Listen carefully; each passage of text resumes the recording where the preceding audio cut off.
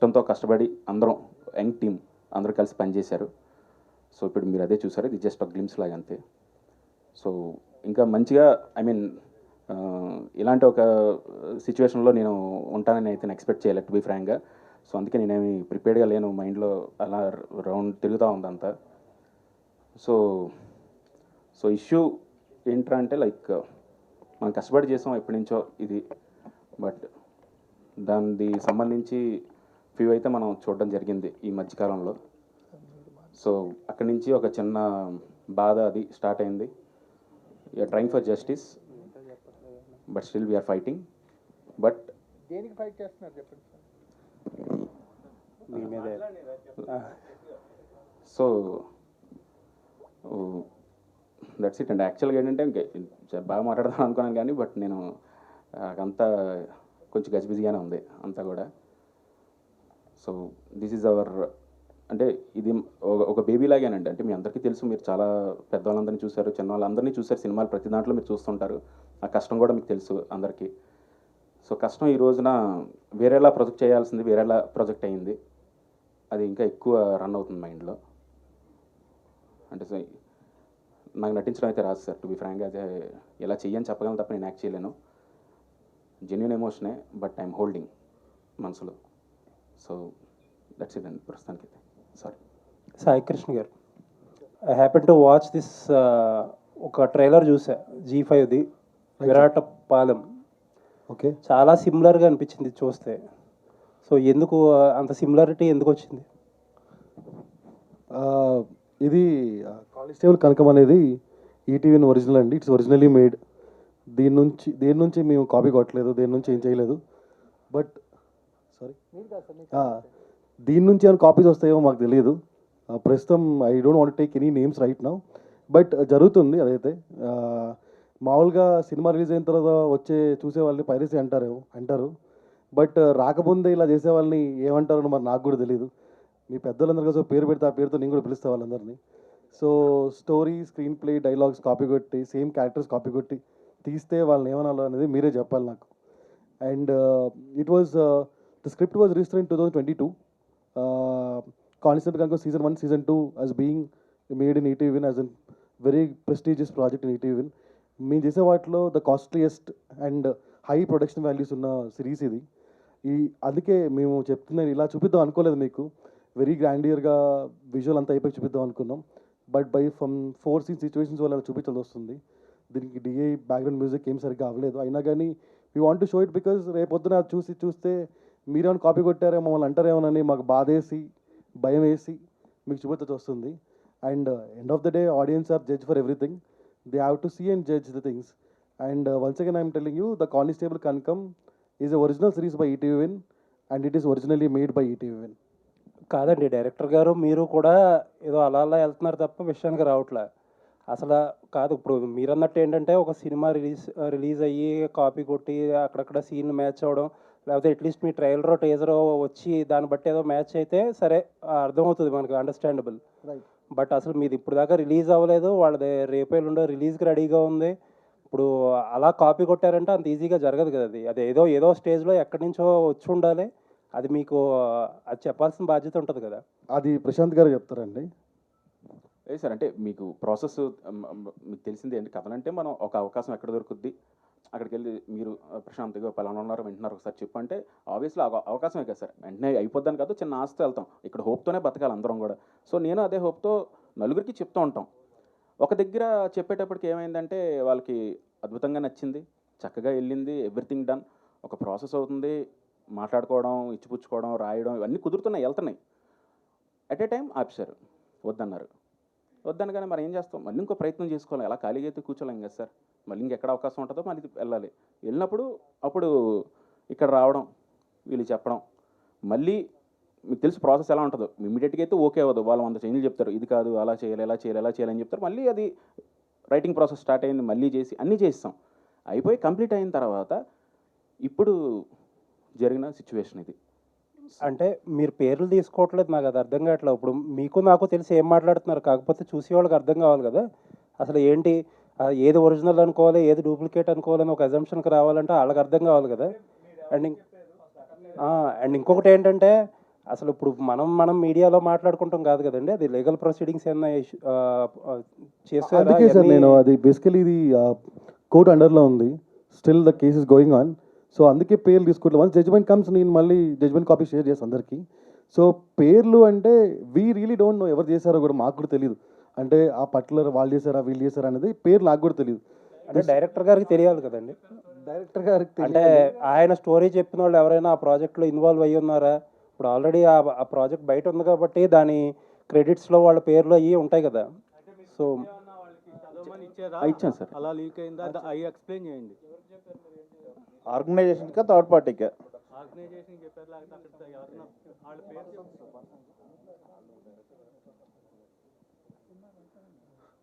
అదే సార్, అంటే మెయిల్స్ ద్వారా పంపించడం అయితే జరిగింది. టు బి ఫ్రాంక్ అయితే script, screen play, all episodes, అయ్యో ఎవ్రీథింగ్ అండి. ఆర్గనైజేషన్కా? Organisation sir. G5 పంపించారా?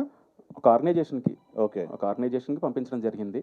పంపించి ఎవ్రీథింగ్ మొత్తం స్క్రీన్ ప్లేతో సహా ఎపిసోడ్స్ అన్నీ కూడా విత్ ఇన్ డీటెయిల్ అది చదివితే మనకి విజువల్గా అర్థమైపోద్ది ఓహో ఇది అని. అలా పంపించడం జరిగింది. అండ్ వాళ్ళు ఉన్నారు, ఇందులో కూడా ఉన్నారు వాళ్ళు. మీరు చూసిన దాంట్లో అయితే కనుక అక్కడున్న ఆ రోజు నేను పంపించినప్పుడు నేను చెప్పినప్పుడు అయితే ఉన్నారో వాళ్ళు కూడా ఇందులో ఉన్నారు. వాళ్ళ పర్సనల్ మెయిల్ ఐడీస్ సాయి గారు. లేకపోతే వాళ్ళ పర్సనల్ మెయిల్ ఐడీస్ పంపించారా లేకపోతే ఆర్గనైజేషన్ పర్సనల్. ఓకే, అది రికార్డ్ అయి ఉంటుంది కదా. ఓకే. అంటే హేమంత్ సాయిబాబా గారు ప్రొడ్యూసర్స్ దీనికి. These guys also involved. ఇంకా అదర్ ఓటీటీలో అప్పుడు చేసినప్పుడు కూడా వీళ్ళు ముగ్గురు టీమే అప్పుడు కూడా. ఓకే. సో వీళ్ళు ముగ్గురు కలిసి ఇతర ఓటీటీకి పిచ్ చేశారు. ఆ ఇతర ఓటీటీకి స్క్రిప్ట్ షేర్ చేశారు. వాళ్ళు script plus treatment note, dialogue draft కూడా షేర్ చేయడం జరిగింది. సాయి గారు, అంటే పైరసీని ఎదుర్కోవడంలో విన్ అయ్యారు మీరు సార్. కానీ ఇలాంటి వాటికి ఇప్పుడు ఒక బెంచ్ మార్క్ ఏమైనా ఉంటుందా? లేకపోతే ఇప్పుడు రేపు మీరు ఏమైనా లీగల్గా విన్ అయినా, లేకపోతే లీగల్గా మీ సైడే ఎక్కువగా ప్రొడ్యూసర్ అండ్ డైరెక్టర్స్ మీ సైడే ఉన్నారు కాబట్టి సార్. దీన్ని కాన్సిక్వెన్సెస్ ఎలా ఉండబోతున్నాయి? దీన్ని ఏ రకంగా ఒక చూస్తారు దీన్ని? అంటే ఫస్ట్ జనరల్లీ ఆన్ పర్సనల్ అంటే హ్యూమన్ నోట్లో ఇది చాలా తప్పండి. ఒకటి చేయడం అనేది ఇలాంటి తప్పు. Absolutely.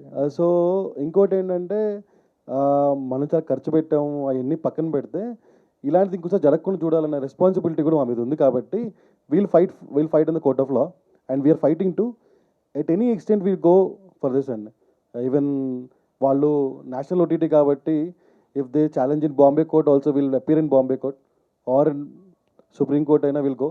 So anything it doesn't matter for this thing will go and will fight because this is ETV original and this is originally made by ETV. అంటే డైరెక్టర్ గారు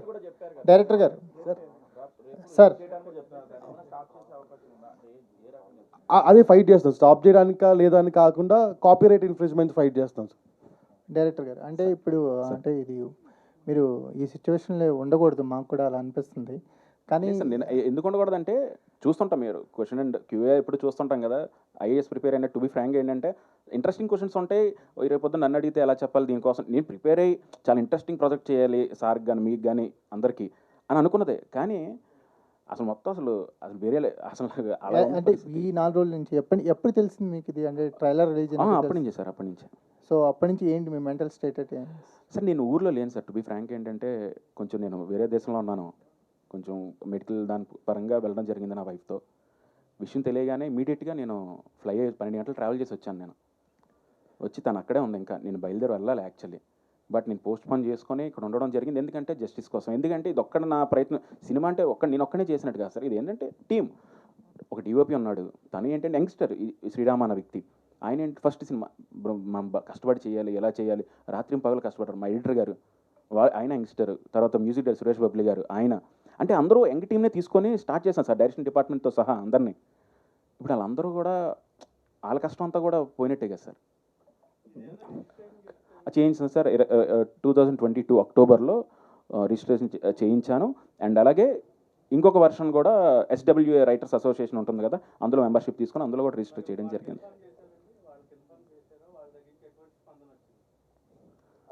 ఇన్ఫార్మ్ చేసామండి.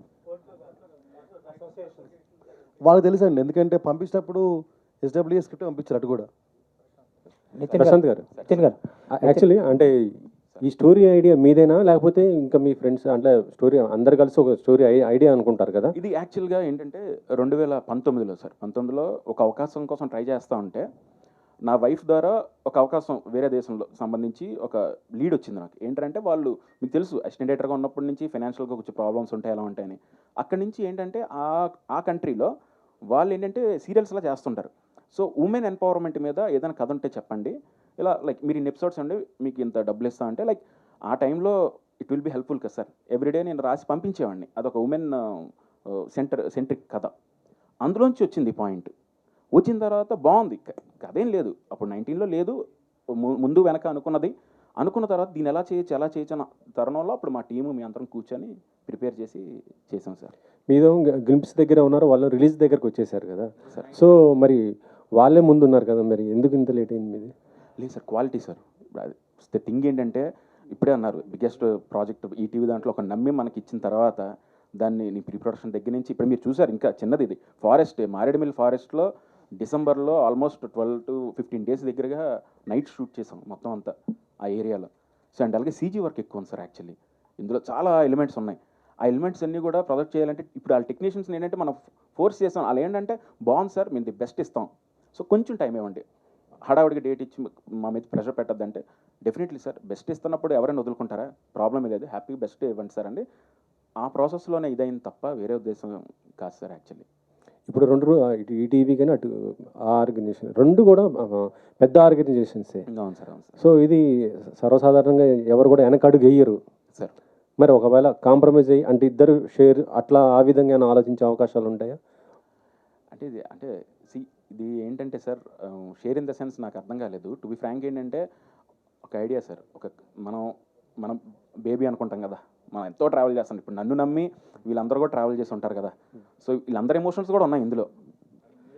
సాయి కృష్ణ గారు సార్ ఈ కానిస్టేబుల్ అంతేగా సార్, ఇప్పుడు మనం నమ్మి ఒక దగ్గరికి వెళ్తాం, వాళ్ళు మోసం చేస్తారని అయితే మనకి ఇక్కడ అవకాశం ఏంటి సార్? మీరు ఇప్పుడు ఉన్నారు, మీరు నాకు ఫోన్ చేసి ప్రశాంత్ ఒకళ్ళు కథ వింటారు, నువ్వు వెళ్ళి చెప్తావా అంటే ఆశ వెళ్ళి చెప్తాను కదా సార్. నేను చెప్పనని చెప్పి అనడానికి లేదు కదా. ప్రతిరోజు ఒక సినిమా వచ్చి సక్సెస్ అయినా ఫెయిల్ అయినా మళ్ళీ ఇంకో దానికోసం ప్రయత్నించుకోవాలి, ఇక్కడ అంత తప్ప వేరేది లేదు కదా సార్. ఎవరు వచ్చినా నేను చెప్తాను, మీకైనా చెప్తాను. కానీ అయితే మీరు ఇప్పుడు అపోజ్ చేస్తున్న సిరీస్కి స్క్రీన్ ప్లే రైటర్ ఒకళ్ళు, స్టోరీ అండ్ డైలాగ్స్ ఒకళ్ళు, డైరెక్షన్ ఒకళ్ళు, ఇంత కైండ్ ఆఫ్ టీమ్ ఉంది.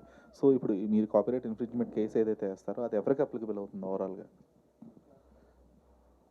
అంటే సంస్థకే కదా సార్ నేను పంపించాను. సంస్థకి ఫైన్, కాకపోతే ఇప్పుడు ఒకళ్ళు అందులో బ్లేమ్ తీసుకోవాల్సి ఉంటుంది ఖచ్చితంగా. అవును. సో అది ఎవరు మెయిన్ ఉన్నారు సార్, రైటర్స్ కంటెంట్ టీమ్ వాళ్ళు ఆ రోజు ఎవరైతే ఉన్నారో ఇందులో కూడా ఉన్నారు.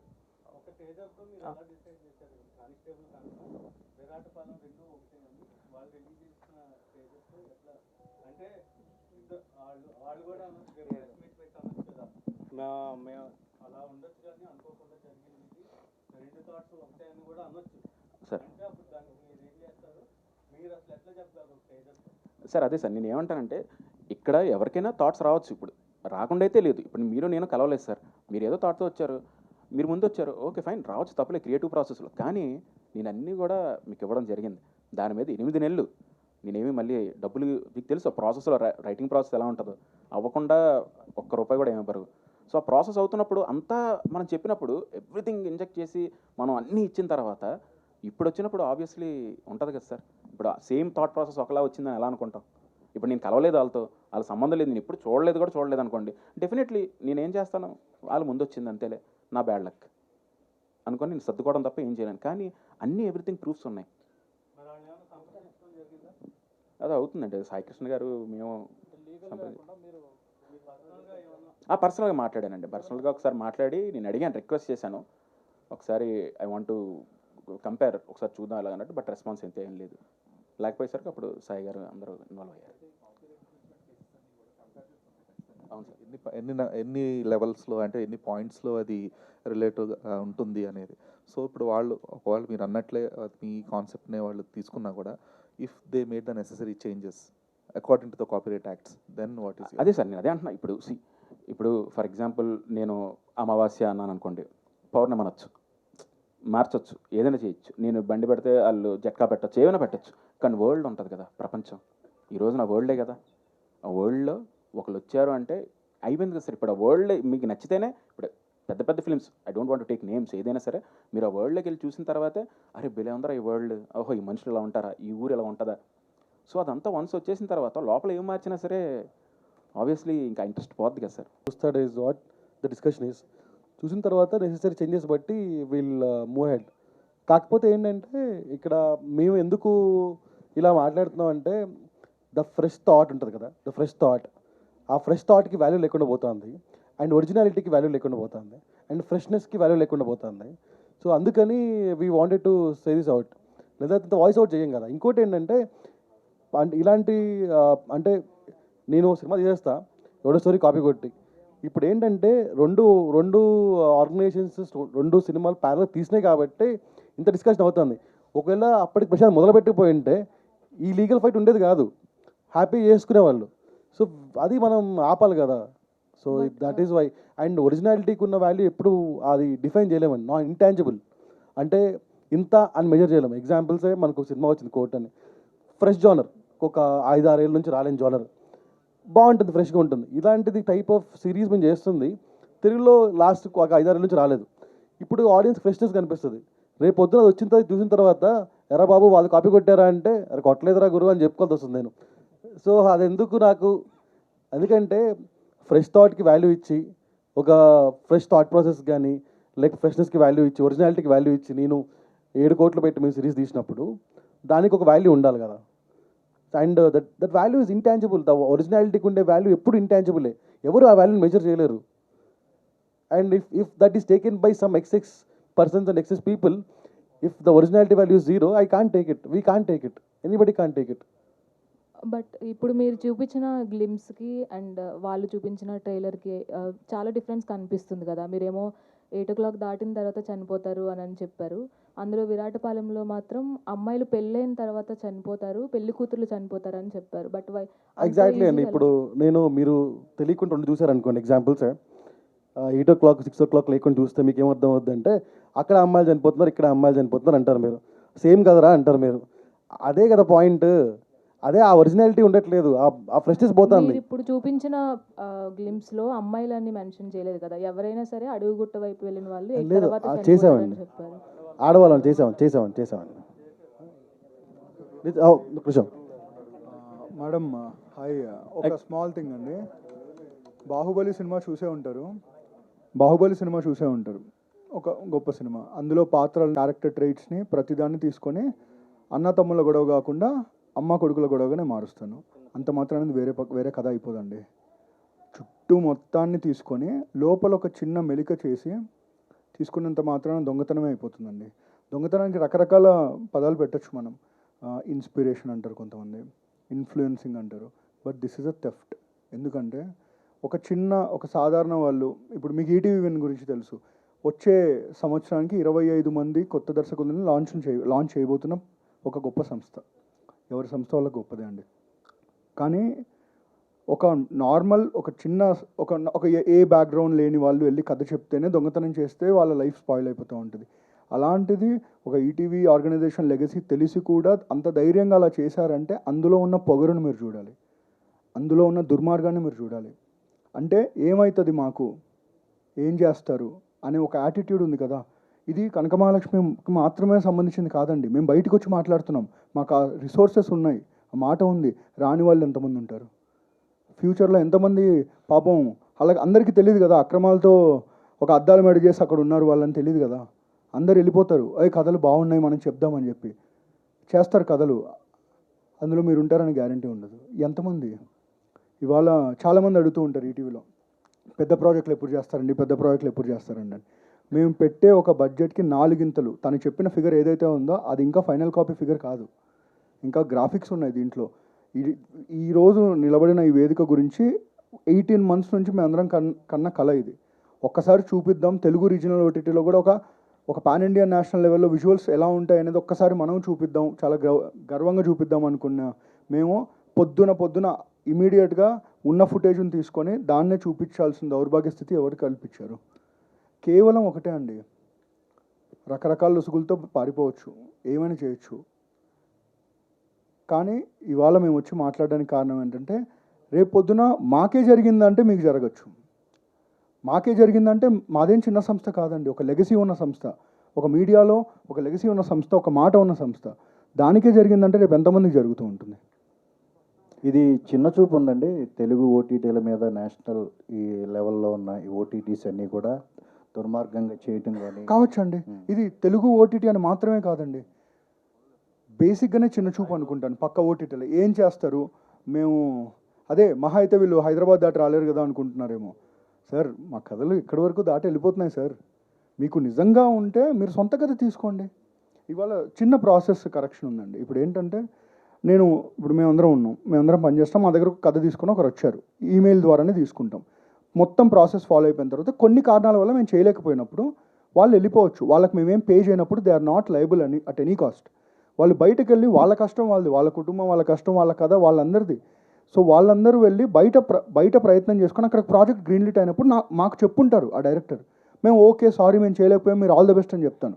ఆ ప్రాజెక్ట్కి ఒక సంవత్సరం పట్టచ్చు. ఈలోగా మేము చేసిన ఖర్చులో 10% 20% ఖర్చులోనో మొత్తం చేసేసుకొని ముందు మేము వచ్చాం కదా, ఇదేంటది నాకు అర్థం కావట్లేదు. అంటే దొంగతనం చేస్తాం, ముందు మేము వస్తే దొరలు అయిపోతామా? ఇదేంటి ఇది? అంటే రేపు పొద్దున ఎంతమందైనా తీసుకోవచ్చు కదా, ఎన్నైనా చేసుకోవచ్చు కదా. ఎవరిని దుర్భాషలు ఆడాలని మాట్లాడట్లేదండి. కోపం ఉంటుంది కదండి, లోపల బాధ ఉంటుంది కదండి. రేపు పొద్దున సాయికృష్ణ చెప్పినట్టు ఈ ట్రైలర్ రాగానే అరే ఇది అక్కడి నుంచి కాపీ కొట్టారా, అరే ఇక్కడి నుంచి కాపీ కొట్టారా అంటారు. వాళ్ళకేం తెలుసు ప్రశాంత్ అనే వ్యక్తి 2 సంవత్సరాల నుంచి ఎంత కష్టపడ్డాడు, వాళ్ళకేం తెలుసు ఈటీవీ మొత్తం టీం ఎంత కష్టపడిందో, ఇన్ని వసతులు క్రియేట్ చేసుకోవడానికి ఎంత కష్టపడ్డామో అందరికీ తెలుసు కదా. ఇవాళ సరదాగా వచ్చేస్తారు. మళ్ళీ చెప్తున్నానండి, అక్కడ పని చేసే వాళ్ళు కూడా ఒకప్పుడు రచయితలే. అన్నీ తిరిగి వస్తాయి సార్, టైం ఫ్యాక్టర్ అంతే. Thank you. ప్రొడ్యూసర్ గారు రైట్ తర్వాత రైట్ రైట్ రైట్ రైట్ ఆ విషయాల్లో కూడా వాళ్ళు సక్సెస్ అవ్వలేకపోయారు. అవును సార్. రేపు పొద్దున ఏమన్నా అయితే ఇండస్ట్రీ దృష్టికి, ఐ మీన్ ఫిలిం జామ్ దృష్టికి కానీ ఏమైనా తీసుకెళ్లే ఆలోచన ఉందా? కోర్టులో ఏదొస్తే అది ఫాలో అవుదాం అనుకుంటున్నాను. లేదు సార్, మల్టిపుల్ వేస్ ఫాలో అవుదామని, ఎక్కడ మాకు జస్టిస్ అనిపిస్తుందో అక్కడ చేద్దామని. అది వాళ్ళ బిహేవియర్ బట్టి ఉంటుంది. ఇక్కడ ఏంటంటే ఒక ఇద్దరు తాలూకా ఈగో ఎంతవరకు తీసుకొచ్చిందన్నది ఈ థింగ్ అనేది. అంటే చెప్పినా వినరు, సంప్రదిద్దామన్నా రారు, లేకపోతే మేము కాంప్రమైజ్ చేద్దామన్నా ఊరుకోరు. So this is not healthy. అంటే see every day any day మనం చూస్తున్నప్పుడు more of the time film industry ఎలా వర్క్ అవుతుందంటే మోర్ ఆఫ్ నీది మాట నాది మాట, లేకపోతే మన ఇద్దరి మాట, దిస్ టైప్స్ వర్క్ అవుతుంది. సో ఇక్కడ వాళ్ళు అసలు వినడానికి కూడా ఇష్టపడట్లేదు అండ్ చూడటానికి కూడా ఇష్టపడట్లేదు.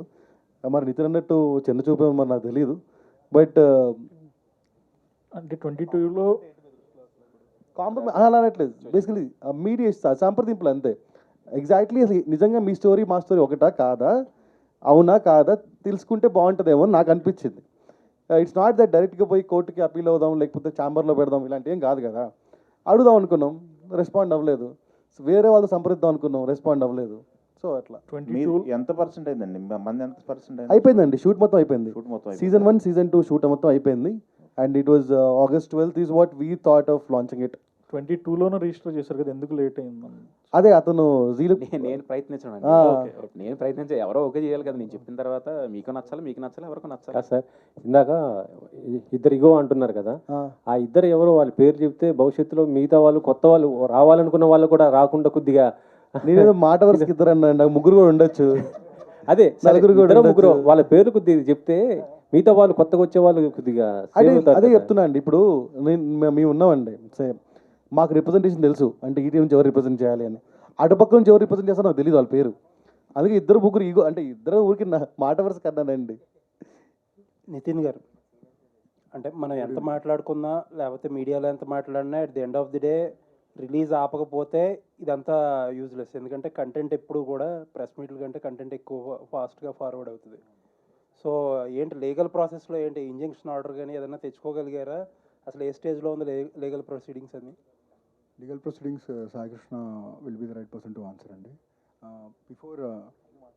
బిఫోర్ ఆన్సరింగ్ మీకు తను అన్నట్టు ఇద్దరు వ్యక్తులు ఈగో ఇటు మాట్లాడారు కదా, ఆ ఇద్దరు వ్యక్తులు వాళ్ళ సొంత ప్రొడక్షన్ బ్యానర్ అయితే ఈరోజే వాళ్ళ పేర్లు చెప్పేసేవాళ్ళం అండి.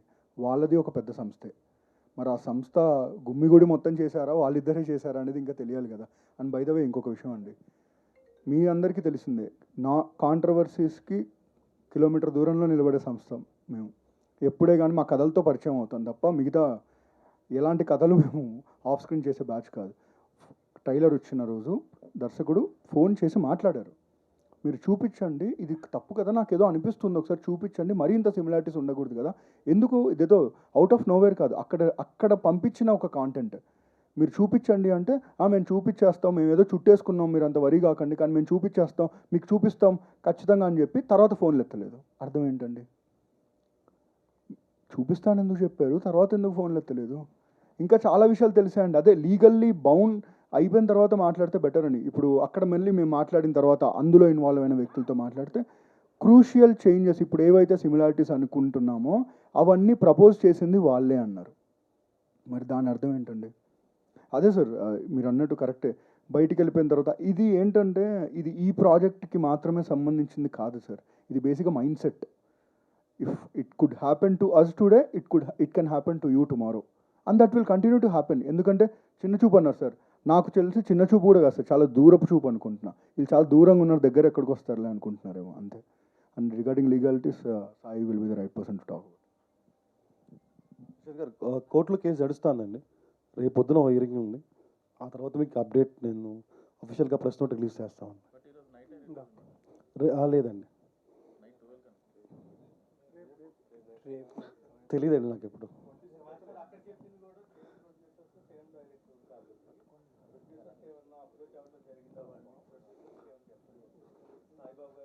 సాయిబాబు గారు చెప్పాలి మరి ఇది.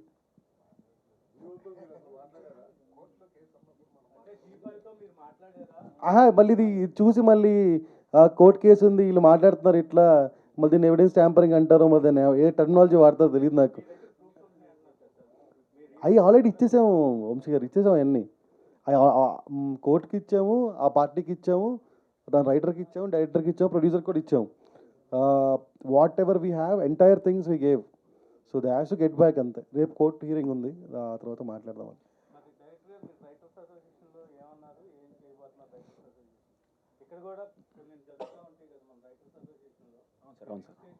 అవును సార్. అంటే ప్రస్తుతానికి అయితే నేను ఎస్డబ్ల్యూలో కంప్లైంట్ ఇచ్చాను సార్. వాళ్ళకి కూడా నేను పర్సనల్గా మెయిల్ అయితే పెట్టి దిస్ ఇస్ వాట్ హ్యాపెండ్, ఏమవుతుందంటే లాస్ట్ 3 days నుంచి ఏమవుతుందని చెప్పాను. వాళ్ళు కూడా ఆ ఎంక్వైరీ అయితే రన్ చేస్తున్నారు. మేబీ 2 daysలో వాళ్ళు కూడా గెట్ బ్యాక్ అవుతారు. నాకు వచ్చేస్తుంది, బట్ ఇక్కడ ఫైట్ చేస్తున్నాం. మరి నాకు ఇప్పుడే తెలిసింది సార్, సినిమాలో చూడడం తప్ప రియల్ లైఫ్లో ఎలా ఉంటుందని నేను అనుకోలే. కాదండి, నాట్ ఓన్లీ స్క్రిప్ట్ అండి, short division, night effect, day effect అవి కూడా చాలా వరకు కాపీ కొట్టినట్టుగా అనిపిస్తుంది మీ కంటెంట్ చూస్తుంటే. అంటే యాజ్ ఇట్ ఈజ్ వాడేశారా, అట్లా మీకేమనిపించింది? నాకు అలాగే అనిపించింది సార్, నాకైతే అలాగే అనిపించింది. ఎందుకంటే వరల్డ్ మొత్తం కనిపిస్తుంది అందులో, బ్యాక్ డ్రాప్ కానీ మీరు చూస్తే కనుక మీకు తెలుస్తుంది డెఫినెట్లీ.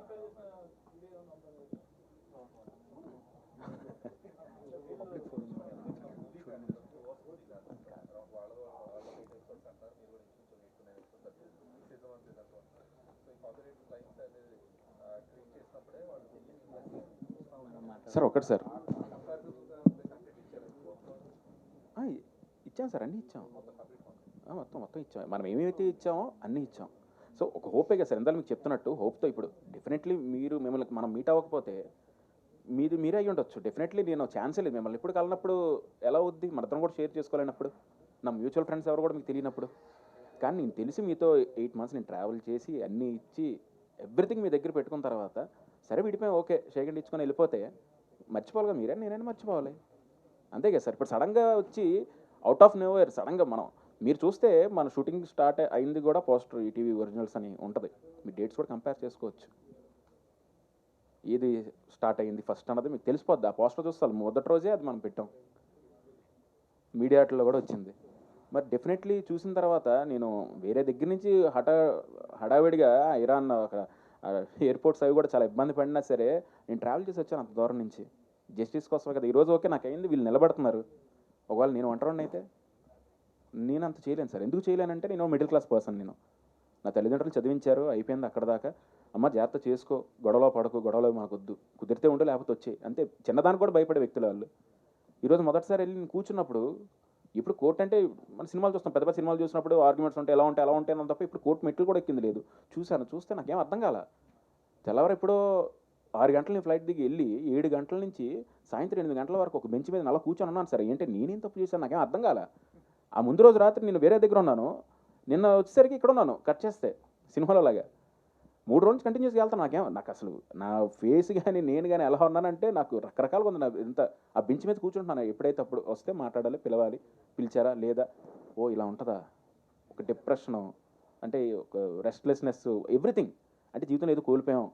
ఒక పాయింట్లో ఏంటంటే చాలా వెళ్ళిపోతే బెటర్ ఏమో ఇంటికి, కనీసం అమ్మ నాన్నతోనే ఉంటాను నేను, అంటే ఇంత కాంప్లికేషన్స్ పెట్టుకొని అవసరం. ఎందుకంటే మీరు అన్నది నిజమే, పెద్దోళ్ళతో ఏంటికి కొడతాం సార్.